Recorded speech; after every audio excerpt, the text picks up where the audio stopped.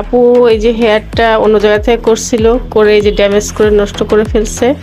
যাক, আমরা এখন ঠিক করার চেষ্টা করব কিভাবে ঠিক করা যায়। এর আগে কিন্তু আমার এখান থেকে করছিল 3বার, মানে দেখতে পাচ্ছেন নিচে চুলগুলো কত সুন্দর আছে, বাট তারপরের বার যেখান থেকে করছে সেখান থেকে চুলে যে ভেঙে গেছে, নষ্ট করে ফেলছে। এটা এখন আমরা ঠিক করার চেষ্টা করব।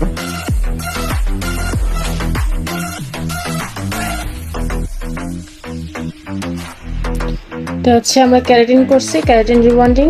যে ড্যামেজ চুলটা ছিল এটা রিপেয়ার করার চেষ্টা করছি। আপনারা দেখতেই পাচ্ছেন যে কতটা রিপেয়ার হয়েছে চুল। আর এখানে চুল আগেই ব্রেক ছিল বিধায় এগুলো এরকম ঘুরে উঠছে, কিন্তু এগুলো ঠিক হয়ে যাবে। এগুলো যখন আমরা ওয়াশ করবো, 3 দিন পর যখন ওয়াশ করবেন তখন এগুলো ঠিক হয়ে যাবে এবং চুলটা স্মুথ হয়ে যাবে। এবং সাথে একটু সিরাম ইউজ করতে হবে, তাহলে চুলটা অনেক সুন্দর থাকবে, স্থায়ী থাকবে 2 বছরের মধ্যে চুলটা।